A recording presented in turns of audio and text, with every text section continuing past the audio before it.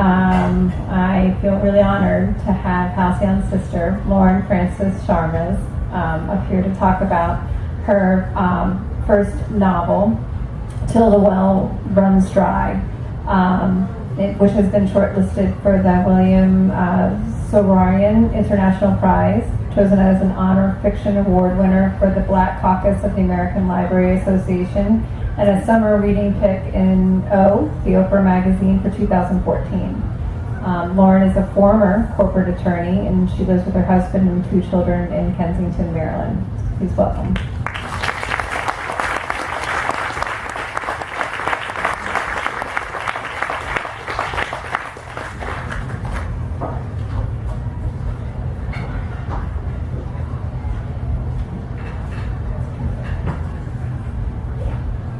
That was the most boring interview ever. I'm so sorry I gave that bio. Actually, they asked us to write it, and everyone wrote these like amazing, funny things, and I'm like, I'm a corporate lawyer.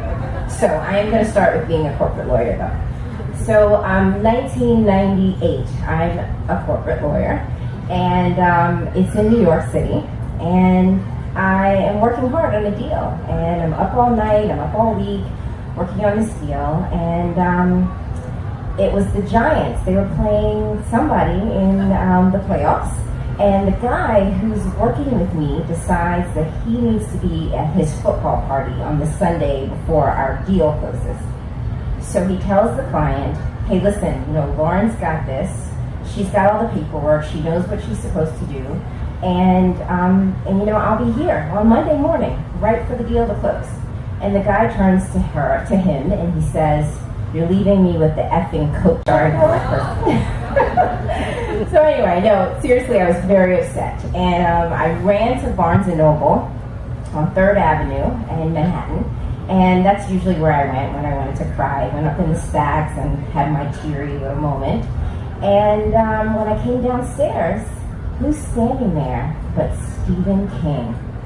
Now, I am a huge Stephen King fan, so I went up to him and was like, oh my God, I love you, and he's looking at me very oddly, because, what black woman reads Stephen King novels, right? And I can see it on his face, like, this is a first for me, So I'm like, okay. I go back to my office, and I'm thinking, forget this law thing, I'm going to write a book. So I go home in the middle of the night, and I start writing, and I've got my dog there, and I'm typing, and I finish this novel after a year or so, and I'm like, yeah. And then I didn't get it published. And I was like, okay, I'm going to try this again. And it didn't get published. So now I'm thinking, I think I better stick with this lawyer thing. So fast forward a couple of years later, and I'm now back home in Maryland, and I'm thinking to myself, this whole working thing is getting kind of annoying, I'm always working. So I had some babies. My second child was born, and soon after she was born, I decided, I'm going to take a little time off. But during that time, my grandmother actually had a stroke. And I remember taking the baby in the carrier, my mother and my sister. We all went up to Brooklyn, and I was sitting in the hospital room, and I was next to her bed, and I was thinking, as I was watching her, that I don't know this woman. I'd spent all this time in Brooklyn growing up, and I never asked her any questions about her life, about how she got to this country from Trinidad, about anything. And I realized that time was possibly gone. So a couple of months passed, and my grandmother's back out. She's out of the hospital, and she's recovering very slowly. And my maternal grandfather has passed away, and we have to go to Trinidad. And we go to Trinidad, and I'm sitting in this little village where my grandmother actually was born and raised. And it's in the north part of Trinidad, and it's the most beautiful place, and it's very idyllic and very quaint, but it's way out there. It's what they call the bush, and but it's by the ocean, by the sea.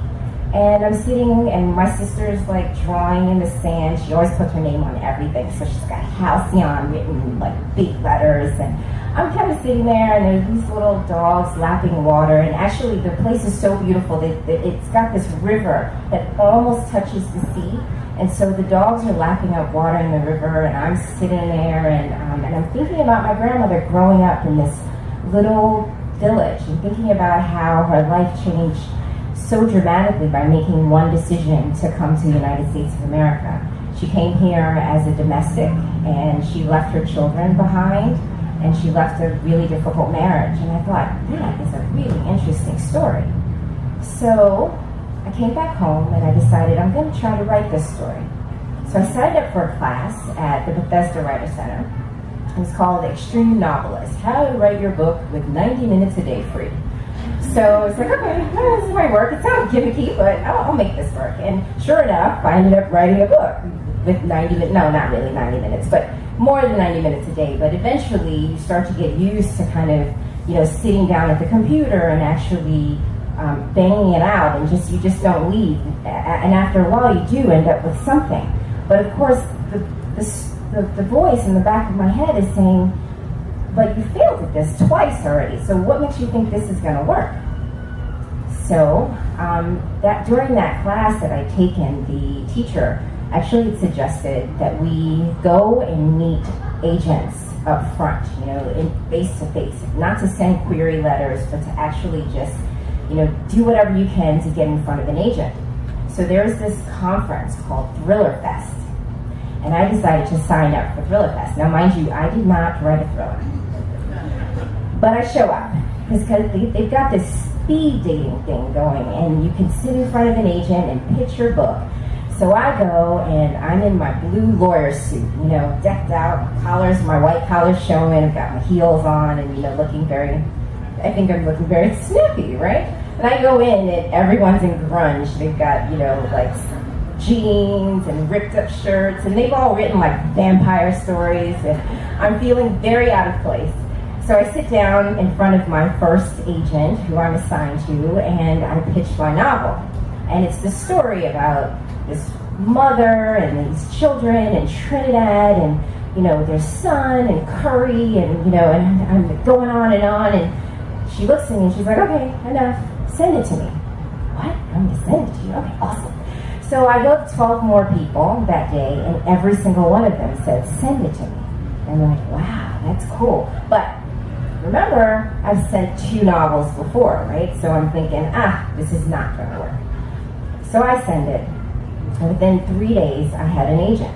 And it was the most exciting thing. I go talk to her. She needs some changes. So I'm working on changes for maybe a year or so. And finally, it's ready. I've put together this book. It's been a 3-4 year experience. And during this time, my grandmother has passed. And I'm feeling kind of, a little strange that she didn't really know, she didn't really grasp what it was that I was doing, that I was telling her story on these pages. So they send it out to editors. And the very night that they sent it out to an editor, or to the group of editors, I had a dream. And I'd been reading this really juicy novel. So, when I woke up and I remembered the dream, I was thinking about this novel because my grandmother had come to me in the dream. And she said to me, and she looked very young in this, and I can't even believe I'm saying this in public, but she looked very young in this dream, and she said to me, that's a really good book.